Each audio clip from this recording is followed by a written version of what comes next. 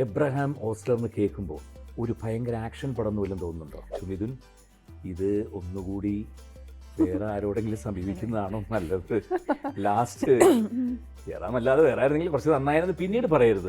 ഞാൻ ഒരിക്കലും ക്യാരക്ടർ അയ്യോ അഭിനയം അങ്ങനെയൊന്നും അല്ല. ബട്ട് ആ ക്യാരക്ടർ നമുക്ക് കാണുമ്പോൾ നമ്മൾ ഇതുവരെ ഇത്രയും വർഷം കാണാത്ത ഒരു ജയറാമേട്ടനെ നമുക്ക് ആ ഒരു ഹോസ്റ്റലിനകത്ത് കാണാൻ പറ്റി എന്നുള്ളതാണ്. ഞാൻ ഒരിക്കലും ആ കാരവനിൽ പോയിരിക്കാറില്ല കേട്ടോ, അധിക സമയം. പറ്റിയൊരു കസേരയിട്ട് അവിടെ തന്നെ ഇരിക്കും. നമ്മൾ ഈ കലഹരണപ്പെട്ടു പോയിട്ട് അതിനകത്തും കൂടി പോയിരുന്നു കഴിഞ്ഞാൽ എന്താ അവിടെ നടക്കണമെന്ന് പോലും അറിയില്ല. ഞാൻ അനുസരിച്ച് ഒരുപാട് ഇത് ഞാൻ ഡബിങ് സമയത്ത് കണ്ടു കേട്ടോ. എക്സ്ക്യൂസ് മീ കാക്ക തൂറിയതാന്നുള്ളതിൽ നിന്ന് മാറിയിട്ട് ഒരു വേറെ ജഗദീശനല്ലേ സിനിമ ഇപ്പൊ കണ്ടുകൊണ്ടിരിക്കുന്നത്. ജയറാമേട്ട അനശ്വര ഏറ്റവും രസം നിങ്ങളുടെ കോമ്പിനേഷനാ. ഇപ്പൊ അനശ്വര ഇപ്പൊ മോഹൻലാലിന്റെ കൂടെ അഭിനയിച്ച് കഴിഞ്ഞതേ ഉള്ളൂ. ഇപ്പൊ അടുത്തൊരു സീനിയർ ആർട്ടിസ്റ്റിന്റെ കൂടെ ചെയ്യുന്നു. പിന്നെ ജയറാമേട്ടന്റെ ലുക്ക് നമ്മൾ പ്രതീക്ഷിക്കുന്നേയില്ല ഇങ്ങനൊരു ക്യാരക്ടറിൽ. ഈ ആരാണ് എബ്രഹാം ഓസ്ലർ? ഫസ്റ്റ് ഞാൻ കൺഗ്രാജുലേറ്റ് ചെയ്തോട്ടെ. കൺഗ്രാറ്റ്സ്.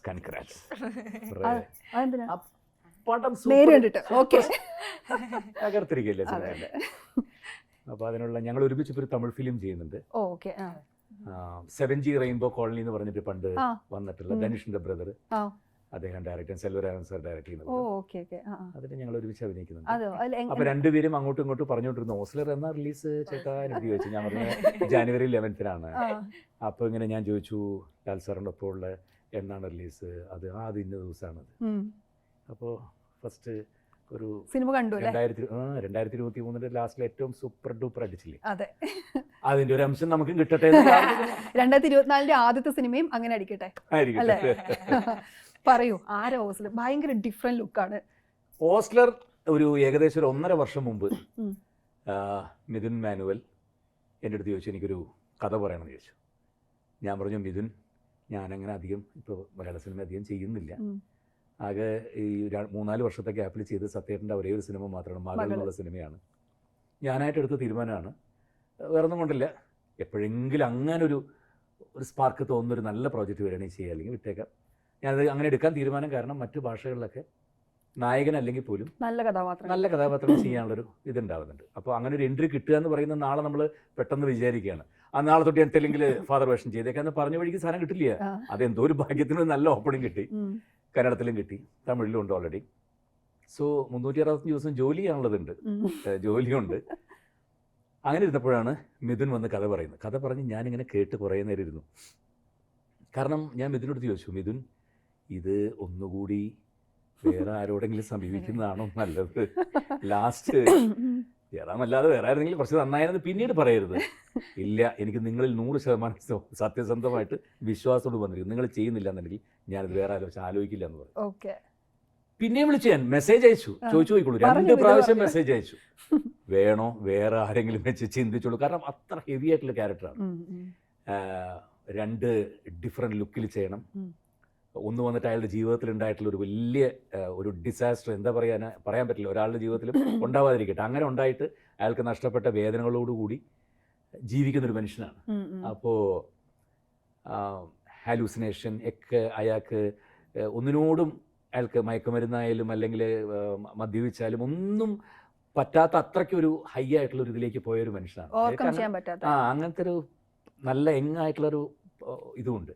2 ഗെറ്റപ്പിൽ ചെയ്യണം. ആദ്യം മറ്റേ ഗെറ്റപ്പ് വേണം, അതിനുശേഷം ഇത് ചെയ്യണം, പിന്നെ ഞാൻ മെസ്സേജ് ഞാൻ വേണോ വേറെ ആളെ ആലോചിച്ചാൽ പോലെ.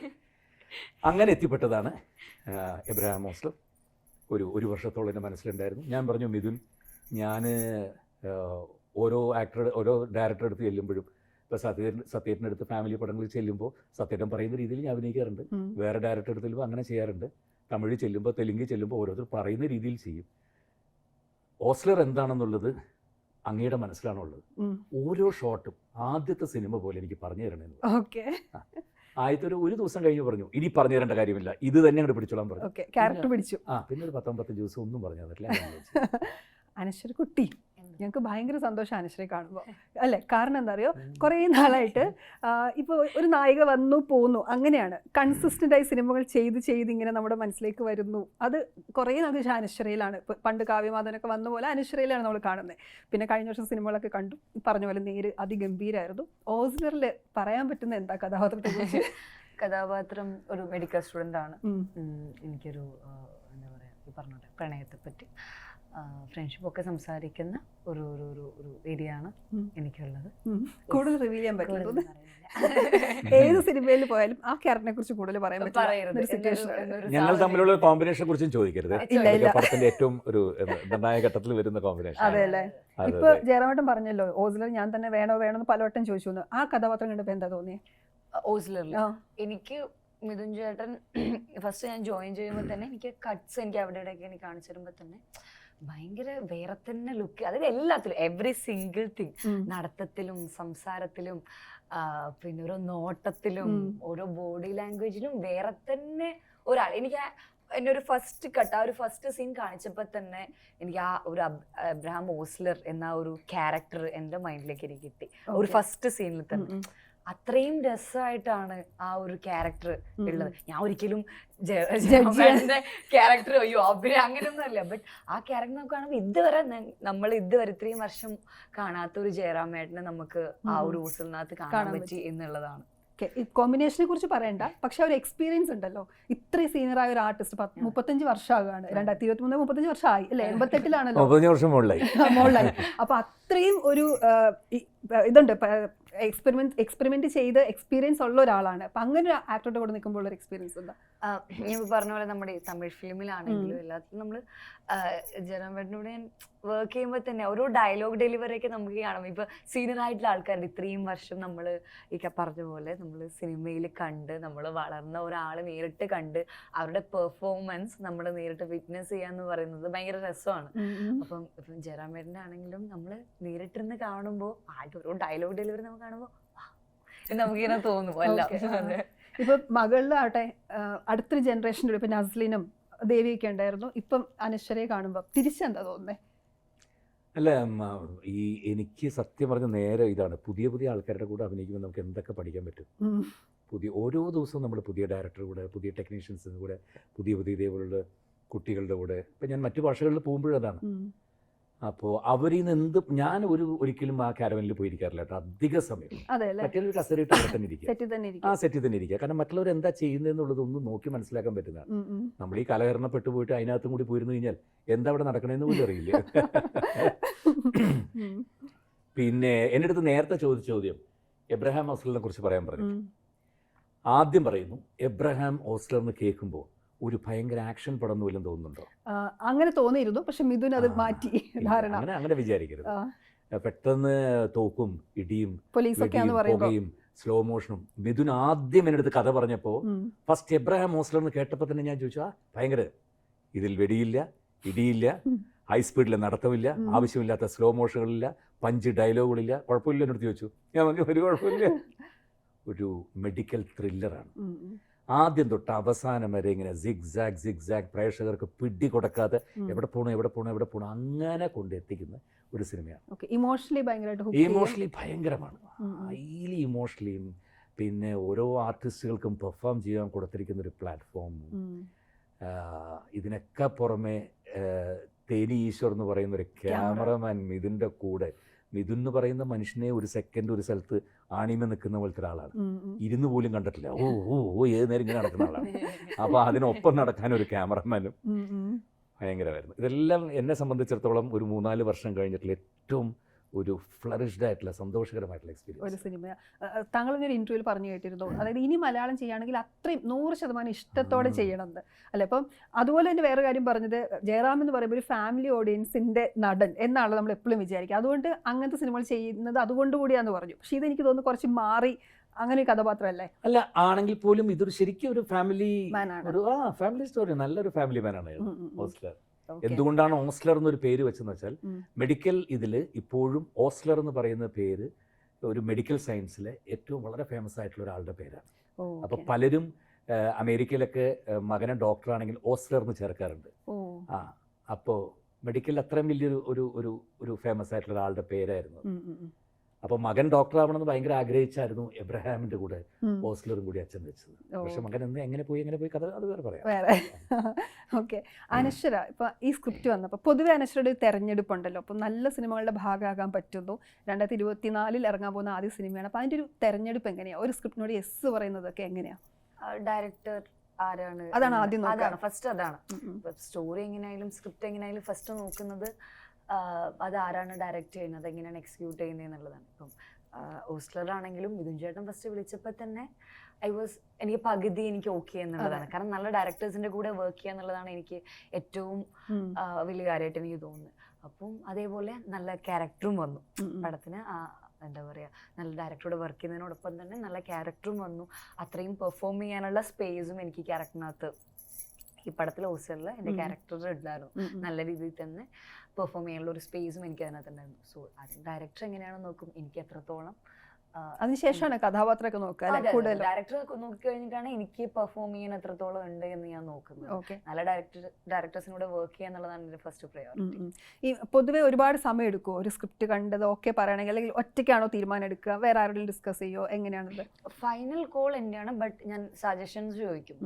ചേച്ചിയുടെ അടുത്തായാലും അല്ലെങ്കിൽ ഞാൻ സജഷൻസ് ചോദിക്കും, ഞാൻ ചെയ്താൽ ഓക്കെ ആവുമോ എന്നുള്ള സജഷൻസ് ഞാൻ ചോദിക്കും. സ്ക്രിപ്റ്റ് വായിക്കാൻ അത്യാവശ്യം കുറച്ച് സമയം എടുക്കും. ജയറാമിന്റെ അതുപോലെ ഞാൻ അനുശ്വരോട് ഒരുപാട് ഇത് ഞാൻ ഡബിങ് സമയത്ത് കണ്ടു കേട്ടോ. കണ്ണുകൊണ്ട് എന്തൊക്കെ ചെയ്യിപ്പിക്കാം അതൊക്കെ നല്ലൊരു പ്രണയം വർക്ക് ചെയ്തിട്ടുണ്ട്. ആ പ്രണയം ഭയങ്കര രസമായിരിക്കും. അയ്യോ ആ ഒരു സീക്വൻസ് ഞാൻ തന്നെ ഡബിങ് സമയത്ത് പല പ്രാവശ്യം ഒന്നുകൂടി ഇടും. ഈ കുറച്ച് നാളുകൾക്ക് ശേഷം ഇപ്പൊ മകള് ചെയ്തെങ്കിലും ഒരു ഗ്യാപ്പ് ഉണ്ടല്ലോ മലയാള സിനിമയിൽ. അപ്പൊ ഇപ്പത്തെ ഈ ഇതിനൊക്കെ ആണെങ്കിലും ഇന്നത്തെ കാലത്തെ ഡയറക്ടേഴ്സിനോട് വർക്ക് ചെയ്യുന്ന ഒരു വ്യത്യാസം എന്തെങ്കിലും തോന്നുന്നുണ്ടോ, അതോ എങ്ങനെയാണ് പൊതുവെ? അല്ല, ആ ഒരു വ്യത്യാസം ഭയങ്കരമായിട്ട് ഉള്ളതുകൊണ്ടാണ് ഞാൻ കൃത്യമായിട്ട് മിഥുൻ്റെ അടുത്ത് പറഞ്ഞത്. മിഥുൻ ഒന്നും ആദ്യത്തെ സിനിമ പോലെ ഫുള്ളായിട്ട് എന്തുണ്ടെങ്കിലും കണ്ണിന്റെ ഒരു മൂമെന്റ് വരെയൊക്കെ എനിക്ക് പറഞ്ഞു തന്നുകൊണ്ടേയിരിക്കണം എന്ന് പറഞ്ഞു. അപ്പോൾ മിഥുൻ ഫസ്റ്റ് ഒരു ദിവസം മാത്രം എനിക്ക് കുറേ ഇങ്ങനെ പിടിച്ചാൽ മതി, ഇങ്ങനെ നടന്നാൽ മതി, ഇങ്ങനെ ഇനി ഇത് മാറരുത്, മറ്റേത് അത് അതാണ് നമ്മൾ ചോദിച്ച് മനസ്സിലാക്കുക എന്നുള്ളത്. ഈ സ്ക്രിപ്റ്റ് റീഡിങ്ങിന്റെ ഒരു ഘട്ടത്തിലൊക്കെ ഒരു പ്രിപ്പറേഷൻ മനസ്സിലുണ്ടായിരുന്നോ ഈ കഥാപാത്രം എങ്ങനെ പോകണം എന്നൊക്കെ? അതോ പൂർണ്ണമായിട്ട് ഞാൻ സെൽഫായിട്ടൊന്ന് ഒരു ഓസ്ലറിന് എൻ്റെ മനസ്സിലുള്ളത് നടന്നു കാണിച്ചു.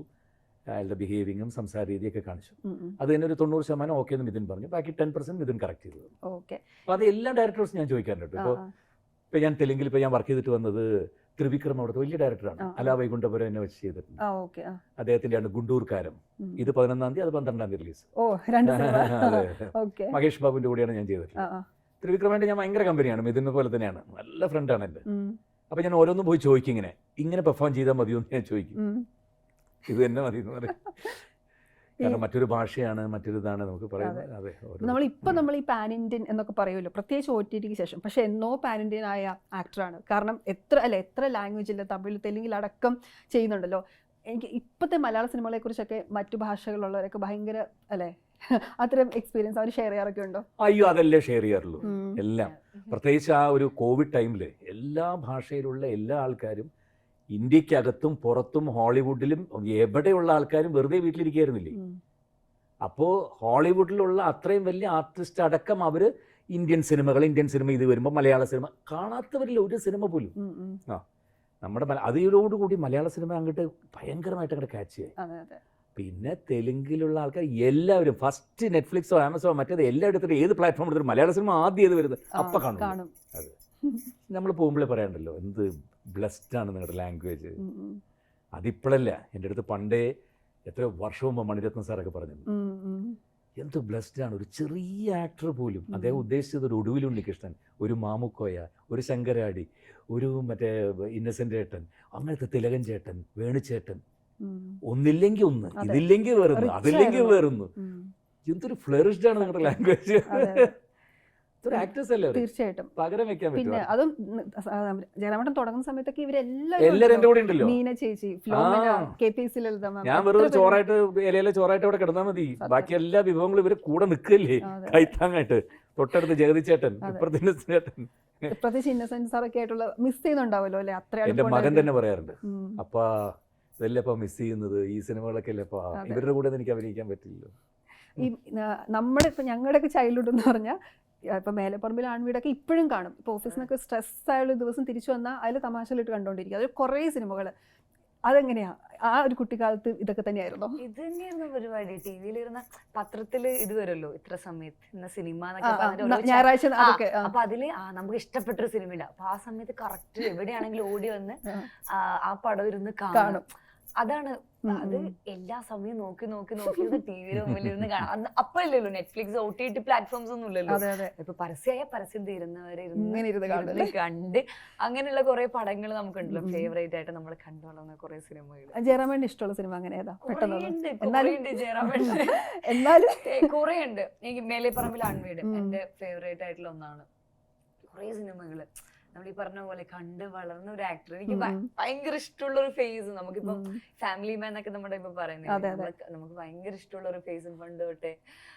പക്ഷെ താമരക്കിളി മൂന്നാം പക്കൊക്കെ ഇരുന്ന് ആ പാട്ടൊക്കെ ഇരുന്ന് നമ്മളിരുന്ന് കാണുന്നൊക്കെ എനിക്ക് ഭയങ്കര പാട്ടുകളും. ഇന്നലെ എനിക്ക് ഭയങ്കര ഇഷ്ടമാണ് ഇന്നലെ. പക്ഷെ ക്ലൈമാക്സ് ഇപ്പൊ എനിക്ക് സങ്കടം, അയാളോടെ പോണോ ഇയാളോടെ പോണോ എന്നുള്ളൊരു. പത്മരാജൻ സാർ പറഞ്ഞൊരു കാര്യം ജയറാമേട്ടൻ പറയാറുണ്ടായിരുന്നു, അതായത് അവള് നിന്റെ കൂടെ പോണെന്ന് പറയാൻ റിലീസിന്റെ അന്ന് പത്മനാഭ സാറിന്റെ വീട്ടിലിരിക്കുക. എന്താടാ നിനക്ക് ടെൻഷൻ ഉണ്ടോ എന്ന് ചോദിച്ചു. സാർ നല്ല ടെൻഷൻ ഉണ്ട്. അത് കുഴപ്പമില്ല, തീരട്ടെ. ഇന്നത്തെ പോലെ പടം തീരുന്നതിന് മുമ്പ് മൊബൈലിൽ വിളിച്ചവരൊന്നും ഇല്ലല്ലോ. പടം തീർന്ന ആള് വീട്ടിലേക്ക് വന്ന് പറഞ്ഞല്ല അഭിപ്രായം അറിയാൻ പറ്റുള്ളൂ. ഞാൻ സാറിന്റെ വീട്ടിൽ തന്നെ ഇരിക്കുക, ടെൻഷൻ അടിക്കണ്ടാ. അത് ശോഭന അവസാനം സുരേഷ് ഗോപിയുടെ കൂടെ പോകണമെന്ന് ആഗ്രഹിക്കുന്നു, നിന്റെ കൂടെ വരണം എന്ന് ആഗ്രഹിക്കുന്നു, അനുസരിച്ചിരിക്കുക പടത്തിന്റെ വിജയം. ഞങ്ങറിയാൻ പറയുന്നത് ഒരുപാട് ആൾക്കാർ എന്റെ കൂടെ വരണം എന്നാണ് ആഗ്രഹിച്ചത്. അങ്ങനെയില്ല, എനിക്ക് പടം കണ്ടപ്പോ തോന്നുന്നു അയ്യോടാ പാവം അവരോട് പോയായിരുന്നു തോന്നി. വെറുതെ ഈ പഴയ സിനിമകളെ കുറിച്ച് ഇത്തരം ചർച്ചകൾ തന്നെ ഒരു സന്തോഷമാണ്. എന്റെ മകളെ കല്യാണം കഴിക്കാൻ പോകുന്ന നവനീത് എന്ന് പറഞ്ഞിട്ട് എന്റെ മോളുടെ മാരേജ് ഫിക്സ് ചെയ്തു. അപ്പോൾ നവനീതിന്റെ വീട്ടിൽ പാലക്കാട് പോയപ്പോഴാണ് അവന് 3ാം ക്ലാസ്സിൽ പഠിക്കുമ്പോൾ ഏറ്റവും കൂടുതൽ കരഞ്ഞത് പട്ടാഭിഷേകം എന്നുള്ള ആനയുടെ സിനിമയ്ക്ക് കൊണ്ടുപോകാൻ പോയിട്ട് ടിക്കറ്റ് കിട്ടാതെ തിരിച്ചു വന്നു. കരഞ്ഞിട്ട് പിന്നെയും പോയിട്ട് അങ്ങോട്ട് 15 പ്രാവശ്യം പോയി ആ സിനിമ കാണാൻ. ഭയങ്കര ആനപ്രാന്തരാണ്. ആ റൂമിൽ ഇന്നും ആ പട്ടാഭിഷേകത്തിന്റെ ഫോട്ടോ അന്ന് 3ാം ക്ലാസ്സിൽ ഒട്ടിച്ച് വെച്ചിരിക്കുന്നത് മുഴുവൻ കൊള്ളാലോ. ഈ അത് പറയാം, വീട്ടിൽ കല്യാണത്തിരക്കാണല്ലോ അല്ലെ, രണ്ടുപേരുടെയും ബഹളങ്ങളൊക്കെ ആണല്ലോ. പണ്ടൊരു ഇന്റർവ്യൂവിൽ പറഞ്ഞാൽ കേട്ടിട്ടുണ്ട്, ഇപ്പം കാളിദാസ് ആരെങ്കിലും പ്രേമിക്കുക എന്ന് പറഞ്ഞാൽ എന്തായിരിക്കും റിയാക്ഷൻ എന്ന് ചോദിച്ചിട്ടുണ്ട്. വീട്ടില് ഫ്രീ ആയിട്ട് പറയാൻ പറ്റുന്ന ഒരു അന്തരീക്ഷമായിരുന്നു. പിന്നെ അവർക്ക് ഏറ്റവും നല്ല ഫ്രണ്ട് എന്ന് പറഞ്ഞാൽ അമ്മയും അച്ഛനും തന്നെയാണ്. അമ്മയാണ് ഏറ്റവും നല്ല ഫ്രണ്ട്. അമ്മയോട് എന്തെങ്കിലും പറഞ്ഞിട്ട് എൻ്റെ അടുത്ത് പറയുള്ളൂ. ഈ നല്ല വീട്ടിൽ നമുക്ക് അവർക്ക് മുഴുവൻ സ്വാതന്ത്ര്യം കിട്ടാതെ വരുമ്പോഴാണ് പറയാൻ പറ്റാത്ത കാര്യങ്ങൾ ഫ്രണ്ട്സുമായിട്ട് ഷെയർ ചെയ്യുന്നത്, രഹസ്യങ്ങൾ ഉണ്ടാകുന്നത്. അതെല്ലാം അതുണ്ടാകുന്നത്. ഇത് എന്തും തുറന്നു പറയാൻ ഒരു അച്ഛനും അമ്മയുണ്ട്, അതേപോലെ തന്നെ മോളും. അനശ്വര ഇപ്പം തമിഴ് ചെയ്തു എന്ന് പറഞ്ഞു, മറ്റ് ലാംഗ്വേജസിലും ഇതുപോലെ തന്നെ കൊണ്ടുപോകാനാണോ അതോ എന്താ അവിടുത്തെ ഒരു പ്രൊസീജിയർ എങ്ങനെയാ? നല്ല സിനിമകൾ വന്നാൽ നല്ല ഡയറക്ടേഴ്സിൻ്റെ കൂടെ വർക്ക് ചെയ്യണം എന്ന് തന്നെയാണ് എനിക്കെല്ലാം. എൻ്റെ ഇതേപോലെ അറിയാത്ത ലാംഗ്വേജ് ആണെങ്കിലും കംഫർട്ട് സോണിൽ പുറത്തു പോയിട്ട് എല്ലാം പഠിച്ച് ചെയ്യണം എന്നാണ്. തമിഴ് പഠിച്ചോ? തമിഴ് കുറച്ചായിട്ട് അറിയാം. അതെ അല്ലേ. തമിഴിൽ വേറെ ഡബിങ് ഒക്കെ വേറെ ആയിരിക്കും അല്ലേ? ഡബ് ചെയ്യും. Okay okay. അപ്പൊ കൊഞ്ചം തമിഴിലും പേശുമ്പോ ഇന്നിപ്പോ ജയറാമേട്ടൻ ഇടുക്കി ആ കുട്ടികളുടെ പശുക്കൾ ചത്ത് അവിടെ നിന്നാണ് വരുന്നത്. ഇപ്പൊ മലയാറ്റൂരൊരു ഫാം ഉണ്ടെന്ന് എനിക്കറിയാം. അപ്പൊ ആ ബൈറ്റിൽ ഞെക്കി കിട്ടും അങ്ങനത്തെ ഒരു എക്സ്പീരിയൻസ് ഉണ്ടായിരുന്നു എന്ന്. എനിക്ക് തോന്നുന്നു അവിടെ പോയി ആ കുട്ടികളോട് പറയുകയും ആ എക്സ്പീരിയൻസ് ഷെയർ ചെയ്യുകയൊക്കെ ചെയ്യുന്നത് അവർക്കും കൂടെ ഒരു സാരമില്ല പോട്ടെ. പിന്നെ തീർച്ചയായിട്ടും, അല്ലെങ്കിൽ ഇപ്പൊ ഈ പ്രൊഡ്യൂസറും ബാക്കി ഈ പടത്തിന്റെ ആൾക്കാരും എടുത്ത തീരുമാനമാണ് ഏറ്റവും വലുത്. രാവിലെ പത്രം തുറന്നു നോക്കിയിട്ട് എന്നെ ആദ്യം വിളിക്കുന്നു, നാളെ നമ്മൾ നടത്താതിരിക്കുന്ന ഫംഗ്ഷൻ പൃഥ്വിരാജ് വരുന്നു, വലിയ ഫംഗ്ഷൻ വെച്ചിട്ടുണ്ട്, ഒരുപാട് ആൾക്കാരെ വിളിച്ചിട്ടുണ്ട്, പിന്നെ ഓൺലൈനിൽ മഹേഷ് ബാബു ചെയ്യുന്നു, അപ്പോൾ ഇത്രയും വലിയൊരു ഫംഗ്ഷൻ നാളെ മാറ്റി വെക്കുന്നു. ഞാൻ എന്താ കാര്യം ചോദിച്ചു. പത്രം, ഞാൻ പെട്ടെന്ന് പത്രം എടുത്ത് പോയി, സഹിക്കാൻ പറ്റില്ല കുഞ്ഞുങ്ങളുടെ ഇത് കണ്ടിട്ട്. അപ്പോൾ ആ പൈസ എത്രയുണ്ടെന്ന് ചോദിച്ചു. 5 ലക്ഷം രൂപ. നാളത്തെ ഫംഗ്ഷൻ ക്യാൻസൽ ചെയ്യുന്നു, ചേട്ടനൊന്നും കൊണ്ട് കൊടുത്തിട്ട് വരുമെന്ന് ചോദിച്ചു. ഞാൻ പറഞ്ഞു ഞാൻ പോവാം, ഒന്നാമത് ആ കുട്ടികളെ കണ്ടിട്ട് ഇതേ അനുഭവം എനിക്കുണ്ടായിട്ടുള്ളതുകൊണ്ട് ഞാൻ പോകാമെന്ന് പറഞ്ഞു. പോയി കൊടുത്തിട്ട് വന്നു. അപ്പോഴത്തേക്കും പോകുന്ന വഴിക്ക് മമ്മൂക്ക ഫോണിൽ വന്നു. എന്താണെന്ന് ചോദിച്ചു. ഞാൻ പറഞ്ഞു ഇങ്ങനെ പശുക്കളുടെ, ഞാനും കണ്ടു, ഇത് എന്താ ഒരു പശുവിന് എത്ര വരുമെന്ന് ചോദിച്ചു എൻ്റെ അടുത്ത്. ഞാൻ പറഞ്ഞു നല്ല ഹെൽത്തി ആയിട്ടുള്ള വലിയ ഒരു ബ്രീഡ് പശുവിന് മേടിക്കാൻ 50,000 രൂപയ്ക്ക് മുകളിൽ വരുന്നു. അപ്പോൾ 2 പശു എൻ്റെ പകുതി മേടിച്ചു കൊടുത്താൽ പൈസ ഇപ്പം തന്നെ അയച്ചു തന്നേക്കുന്നു. ഓൺ ദ വേ പൃഥ്വിരാജ് വിളിക്കുന്നു, ചേട്ടൻ നാളത്തെ ഫംഗ്ഷനൊക്കെ മാറ്റി വെച്ചാൽ ഒന്നും കുഴപ്പമില്ല, ആ കുട്ടികൾക്കൊരു 4 പശു മേടിക്കാൻ 2 ലക്ഷം രൂപ ഇപ്പം തന്നെ കൊടുത്തേക്കാൻ പറഞ്ഞു. ഒരുപാട് സഹായങ്ങൾ വന്നു. നന്നായത്. ഞാനവിടെ പോയതുകൊണ്ട് ചിലപ്പോൾ അത് ഒരുപാട് പേർക്ക് ഇത് ചെയ്യാൻ തോന്നുന്നു, ഒരുപാട് റീച്ചും കിട്ടും, കുട്ടികൾക്ക് ഒരുപാട് കിട്ടും. അവരൊരു ട്രോമയിലാണോ അതോ അല്ല ഇപ്പൊ ഓക്കെ അല്ലെങ്കിൽ ഉപജീവനം അവർ അച്ഛൻ മരിച്ച 2 കുട്ടികളാണ്. കുഞ്ഞുനാൾ തൊട്ട് ഈ പശുക്കളൊക്കെ അല്ലേ അവരുടെ ഏറ്റവും വലിയ വരുമാന മാർഗവും, അല്ലെങ്കിൽ ബാക്കിയെല്ലാം. അതിനേക്കാളൊക്കെ വരുമാനത്തെക്കാളൊക്കെ ഉപരി വളർത്തുന്ന ജന്തുക്കൾ, ഒരു 10-13 ജന്തുക്കൾ പെട്ടെന്ന് അവരുടെ കയ്യിൽ നിന്ന് കഴിച്ച ആഹാരം കഴിച്ച് ചത്ത് വീഴുക എന്ന് പറയുമ്പോൾ അത് നമ്മുടെ വീട്ടിൽ വളർന്ന പട്ടിയായാലും കോഴിയായാലും പൂച്ചയായാലും നമുക്ക് സഹിക്കാൻ പറ്റുമത്. വേറെ രസമുള്ള കാര്യം ജഗദീഷ് ചേട്ടനായിട്ടുള്ള ഒരു കോംബോ ഉണ്ടല്ലോ, നിങ്ങളുടെ കോംബോ എത്രയോ സിനിമകളിൽ കണ്ടു, കടിഞ്ഞൂൽ കല്യാണം മുതൽ കളിയുടെ സൂപ്പർ എത്ര സിനിമകളിൽ കണ്ടല്ലേ, ഇതിലൊരു ഡിഫറൻസ് എന്താ? അതായത് ജഗദീഷ് തന്നെ ഒരു ബ്രില്യൻ്റ് ആയിട്ട് വേറൊരു ടേൺ ഓവർ നടത്തിയില്ലേ? അതെ, എക്സ്ക്യൂസ് മീ കാക്ക തൂറിയതെന്നുള്ളതിൽ നിന്ന് മാറിയിട്ട് ഒരു വേറൊരു ജഗദീഷിനല്ലേ സിനിമ ഇപ്പൊ കണ്ടുകൊണ്ടിരിക്കുന്നത്, തകർക്കല്ലേ. ഇതിലും വേറെ ലെവലായിട്ടോ ചെയ്തിരിക്കുന്നത്. ആ ജഗദീഷിന്റെ ഒരു വരവ്, എൻട്രി, ബാക്കി ഞാൻ പറയില്ല. അത് തകർത്തിരിക്കുക ജഗദീഷ്. അതാണ് ഒരാളുടെ ഒരു ഒരു പ്രായം വരുമ്പോൾ ആ ട്രാൻസ്ഫോർമേഷൻ കറക്റ്റായിട്ട് കൊണ്ടുവരിക എന്നുള്ളതാണ് അല്ലേ, ആ പ്രായത്തിലേക്കുള്ളത്. അത് കറക്റ്റ് ടൈമാണ് പുള്ളി ചെയ്തത്. അല്ല എനിക്കും അങ്ങനെ ഒരു ഇത് കിട്ടിയിട്ടുണ്ട് കേട്ടോ. ഞാൻ 2019 ഇങ്ങനെ കോവിഡ് തുടങ്ങി 2020 കോവിഡ് വരുന്ന സമയത്താണ് ഞാനും ഇങ്ങനെ ഡിസിഷൻ എടുത്തത്, എപ്പോഴെങ്കിലും ചെയ്യാം, മറ്റു ഭാഷകളിലൊക്കെ പോയിട്ട് കുറേ ചെയ്യാം. അത് തീർച്ചയായിട്ടും എനിക്കൊരു നല്ല ഇത് കിട്ടി. എപ്പോഴും ഒരു മറ്റു ഭാഷകളിലാണെങ്കിൽ ഒരു നല്ല പ്രസൻസും കിട്ടി, ഇതുപോലത്തെ നല്ല സിനിമകൾ വരുമ്പോൾ ഇവിടെ വന്ന് ചെയ്യാനും. മലയാളം മിസ് ചെയ്യുന്നില്ല? അപ്പം മലയാളം മിസ് ചെയ്യുന്നില്ല എന്ന് ചോദിച്ചാൽ വേറെ നല്ല പ്രോജക്റ്റ് വരാത്തതുകൊണ്ടാണ്. അതാണ്. ഈ വർഷം വേറെ എന്തെങ്കിലും കേട്ടോ? ഇല്ല, ഞാൻ റിലീസ് ആവട്ടെ എന്ന് വിചാരിച്ചു. ഓക്കെ.